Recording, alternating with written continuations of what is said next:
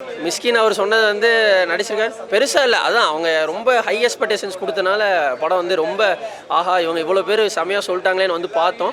But ஆனால் ஒரு சில பேர்த்துக்கு தான் பிடிக்கும். ஏன்னா இவ்வளோ வீடியோஸ் பார்க்கும்போது எல்லாருமே ரொம்ப சூப்பராக இருக்குது ஆஹா ஓஹோன்றாங்க. அது வந்து ஒரு வேர்ல்டு கிளாஸ் ஃபிலிம். அவங்களே ஒரு டிஸ்க்ளைமர் போட்டிருக்கலாம், படம் ரொம்ப ஸ்லோவாக போகும், ஸ்லோவாக பார்க்காதவங்க இந்த படத்தை பார்க்காதீங்கன்னு சொல்லியிருந்தா இன்னும் நல்லா போயிருக்கும். படம் வந்து ஒரு வித்தியாசமான சினிமாவாக இருந்துச்சு. பட்டு ஜென்ரல் ஆடியன்ஸை திருப்திப்படுத்துமான்னு தெரியல. நல்லா இருந்துச்சு எனக்கு. ஸ்லோவாக போகிற படங்கள் இப்போல்லாம் பிடிக்கிறது இல்லை. ஏன்னா உங்களுக்கு ஜென்ரல் ஆடியன்ஸ் பொறுத்தளவுக்கு ஒரு ட்விஸ்ட் வேணும், ஒரு 2 சாங் வேணும். அப்படிங்கும்போது அது வந்து இந்த படத்தில் கிடையாது. அதனால அதை எக்ஸ்பெக்ட் பண்ணி வந்தீங்கன்னா இங்கே ஒன்றும் இருக்காதுன்றது சொல்கிறேன். அது லெஸ் எக்ஸ்பெக்டேஷனும் வந்தால் படம் இல்லை. படம் பார்க்குறதுக்கு சங்கடம் தான் ப்ரோ. ஏன்னா கிளைமேக்ஸில் ஏதாவது படம் பார்க்குறவங்களுக்கு ஏதாவது ஒரு ட்விஸ்ட் இருக்கணும், சரிங்களா? ட்விஸ்ட் இல்லாத படம் மோஸ்ட்லி எல்லாருமே வந்து இப்போ தமிழ் சினிமாவில் எல்லாத்தையும் போட்டு பிரித்து எடுத்தாச்சு, சரிங்களா? ஏதாவது ஒரு புதுசாக இருக்கும்னு தான் பார்க்க வரும். அதுலேயே ஒரு விஷயம் வந்து எடுக்கிற முடிவு உங்கள் கையிலன்னா அப்போ என்ன அது ஒன்றும் புரியல எனக்கு. அது ஏதாவது ஒரு வச்சுருக்கணும். ஆமாம்மா, ஏதாவது ஒரு ட்விஸ்ட் வச்சுருக்கணும். இல்லை ஒரு சீனையும் வந்து ரொம்ப அதாவது ஒரு இன்ஸ்டாகிராமில் ஷார்ட்ஸ் பார்க்குறதே வந்து இப்போல்லாம் வந்து அதுவும் தள்ளி விட்டு போயிட்டே இருக்காங்க, சரிங்களா? ஏன் தெரியுமா? அந்த செகண்ட்ஸ் தான். அந்த செகண்ட்ஸில் 4 செகண்ட்ஸில் ஷார்ட்ஸ்லேயே புரிய வச்சிடணும். அதே மாதிரி தான் படமும். ஒரு விஷயம் வந்து நம்ம வந்து இதுதான் விஷயம், இதுதான் இந்த கண்டென்ட் அப்படின்னு நம்ம வந்து சொல்கிறோன்னா அதை ஷார்ட்லேயே முடிச்சிடணும்.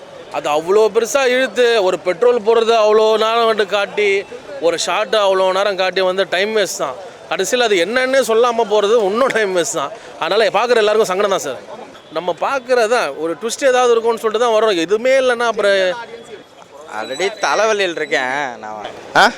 இப்போ இயக்குனர் எல்லா டேரக்டருமே சூப்பர் அவங்களோட இதை விற்கிறதுக்கு அப்படி சொல்லுவாங்க ப்ரோ.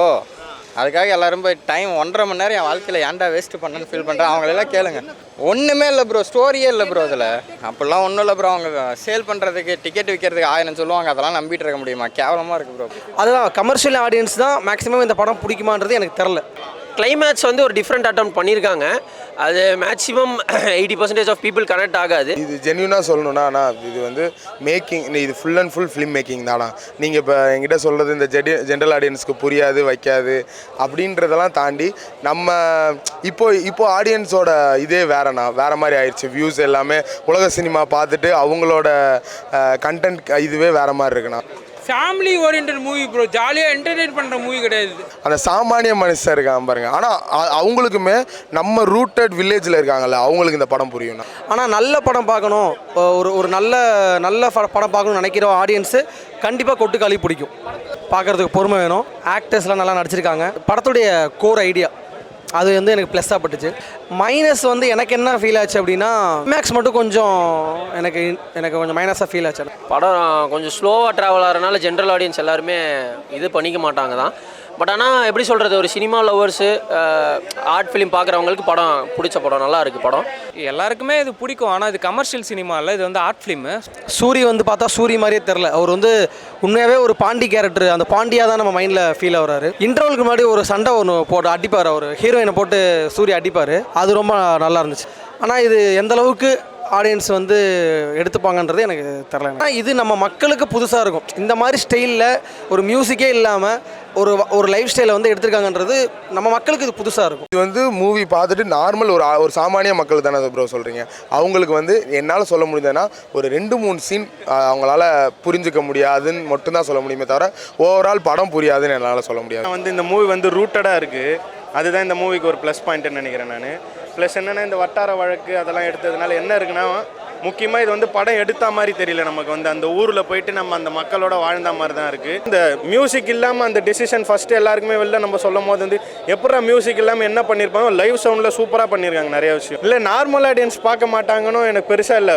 வரவங்களுக்கு கனெக்ட் ஆகும். ஜென்ரலாக இல்லை வந்தாங்கன்னா கனெக்ட் ஆகிடும். ஹீரோயின்லாம் சூப்பராக பண்ணியிருக்காங்க. வந்து ஆக்டிங், எல்லாரோட ஆக்டிங்கும் லைவ் சவுண்டும் தான் மூவியோட பெரிய ப்ளஸ். ஜென்ரல் ஆடியன்ஸ்க்கு ஒரு பெரிய மைனஸ் என்ன, படம் ரொம்ப ஸ்லோவாக போகும். ஒரு மெயின் கருத்து சொல்லியிருக்காரு. அந்த இன்னும் வந்து கிராமத்து சைடில் அந்த வேறு கேஸ்ட்லேருந்து லவ் பண்ணால் அது என்னென்ன அட்டூழியெல்லாம் பண்ணுவாங்க அப்படின்றத சொல்லியிருக்காரு. இல்லை சூரியும் சரி ஆனாபென்னும் சரி, அதான் அவங்களுக்கு தெரியாமல் கேமரா வச்ச மாதிரி இருக்குது. ரொம்ப அந்த கேரக்டரோட வாழ்ந்துருக்காங்க. அதுக்கு மியூசிக் போட்டிருந்தா ரெகுலர் ஃபிலிமாக இருக்கும்.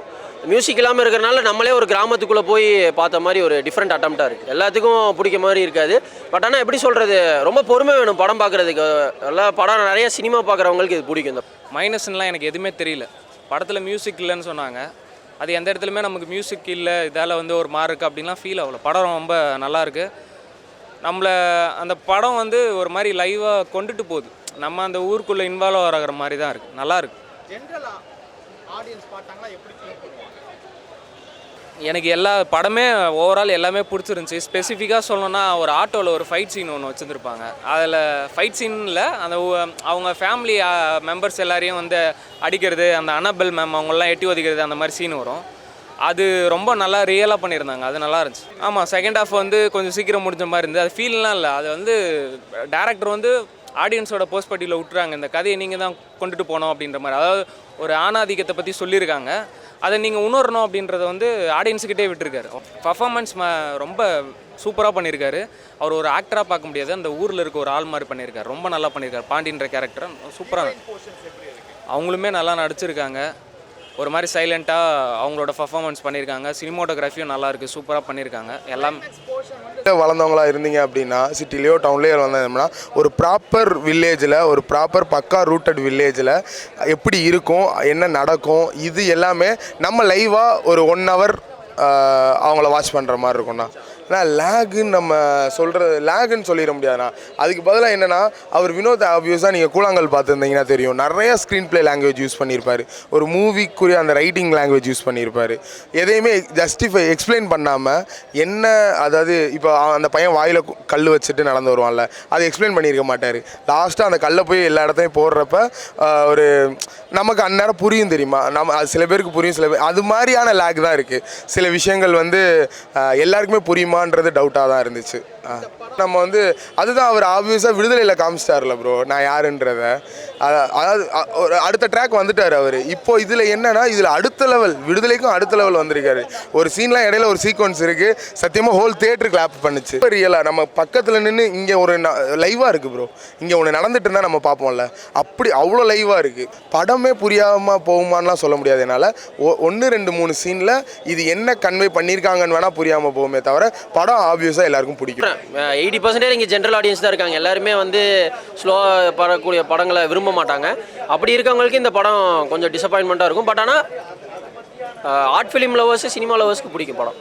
ரொம்ப ஸ்லோவாக போகிறதுனால படம் நல்லா இல்லைன்னு அர்த்தம் கிடையாதுண்ணா. அதில் ஒரு சொல்ல வந்த கருத்துக்கள் வந்து நல்லாவே இருக்குது. இந்த படத்தை நல்லா இல்லைன்னு சொன்னால் அவங்க ப்ராக் பண்ணுறதுக்கு நெகட்டிவாக சொன்னால் ஒரு கெத்தாக இருக்கும்னு சொல்லுவாங்க. அதை பற்றி நான் கமெண்ட் பண்ண விரும்பல. படம் நல்லா இருக்குது. இல்லை, கான்செப்டை சொல்லல, ஷார்ட் ஃபிலிமோட ரொம்ப இதாக இருக்குது படம். ஒன்றுமே இல்லை, கான்செப்டே இல்லை. ஒருவேளை கான்செப்ட் சொல்லியிருந்தாவாச்சும் நல்லா இருந்திருக்கும். கான்செப்டே எதுவும் சொல்லவே இல்லை. ஒரு கிராமத்தில் நடக்கிறத வந்து உண்மை மையப்படுத்தியிருக்காங்க. பார்க்கலாம், நான் ஜஸ்ட் அவ்வளோதான். அந்த அளவுக்கு இல்லையே, அவங்க என்ன சொல்ல வராங்கன்றதே கடைசியில் எதுவுமே சொல்லலை அவங்க. பரவாயில்ல, பார்க்கலாம். நல்லா இருக்குது, மூவி நல்லா இருக்குது, பார்க்க நல்லா இருக்குது. அது அவார்ட் மூவி, அந்த ஃபீலிங்லேயே வரணும். ஒரு 4 குத்துப்பாட்டு, ஒரு 2 ஃபைட்டு இருக்குது அப்படின்னு நினச்சிட்டு வரக்கூடாது. இது ஒரு அவார்ட் மூவினே நினச்சிட்டு வாங்க. சூரி ரொம்ப நல்லா பண்ணியிருக்காரு. படம் நல்லா இருந்தது, கொஞ்சம் ஸ்லோவாக போன மாதிரி இருந்தது. மெயினாக வந்து சூரி ஆக்டிங் நல்லா இருந்தது. அப்புறமா வந்து படத்தை வந்து ஓப்பன் எண்டடாக விட்டாங்க. நம்ம கையில் தான் ஸ்டோரி இருக்குது, நீங்கள் உங்களை எப்படி அந்த ஸ்டோரி இமேஜின் பண்ணிக்கிறீங்களோ அந்த மாதிரி இமேஜின் பண்ணிக்கோங்கன்னு அப்படின்னு சொல்லிடுறாங்க. அப்புறமா வந்து ஆட்டோ யூட்டன் சீன் ஒன்று இருந்தது. அதில் வந்து சூரியோட எக்ஸ்பிரஷன்லாம் நல்லா இருந்தது. கேமரா ஆங்கிள் வந்து ரொம்ப ஸ்டாண்டர்டாக இருக்கிற மாதிரி இருந்தது. ரொம்ப நேரம் வந்து ஒரு ஸ்டாட்டிக்கான பொசிஷன்லேயே கேமரா வைக்கிற மாதிரி தோணுச்சு. படம் கொஞ்சம் ஸ்லோவாக இருந்துச்சு, நல்லா இருந்துச்சு. ஆடியன்ஸ் ரியாக்ஷன்லாம் நல்லா கொடுத்தாங்க. ஒவ்வொரு சீனுக்கும் வந்து நல்லா ரெஸ்பான்ஸ் பண்ணாங்க. சில சீன் வந்து ரொம்ப ஸ்லோவாக போகுது அந்த மாதிரி சொன்னாங்க, ஆனால் ரெஸ்பான்ஸ் நல்லா இருந்தது. பார்க்கலாம், ஃபேமிலி மெம்பர்ஸ் எல்லாரும் சேர்ந்து பார்க்கலாம் ப்ரோ. கூட்டிகள் நல்லா இருக்குது, சூப்பராக இருக்குது. படம் பார்க்கலாம் கண்டிப்பாக. ஒரு புதுசான ஒரு எக்ஸ்பீரியன்ஸாக இருக்குது, நல்லா இருக்குது. ஆகா ஓகானே சொன்னாங்கன்னா அது டேரக்டர்ஸ் ஓகே, நல்லா இருக்குது. ஆகா ஓகா அப்படின்னா ஒரு நல்ல ட்ரை, நல்ல புதுசாக இருக்குல்ல. நம்ம இதனால பார்க்குற ஒரு சினிமாவுக்கும் இப்போ பார்க்குறதுக்கும் கொஞ்சம் டிஃப்ரெண்ட்டாக இருக்குது. நம்ம தமிழ் சினிமா கொஞ்சம் அடுத்த இடத்துக்கு போயிட்டு இருக்குங்கிற மாதிரி நல்லா தான் பண்ணியிருந்தார் ப்ரோ. கெஸ் பண்ணுற மாதிரி நம்மளே என்ன சொல்கிறது, நல்லா வித்தியாசமாக ட்ரை பண்ணியிருக்காரு. அந்த வே ஆஃப் ஃப்ரேம்ஸ் எல்லாம் ஒவ்வொன்றும் ரொம்ப நேச்சுரலாக இருந்துச்சு.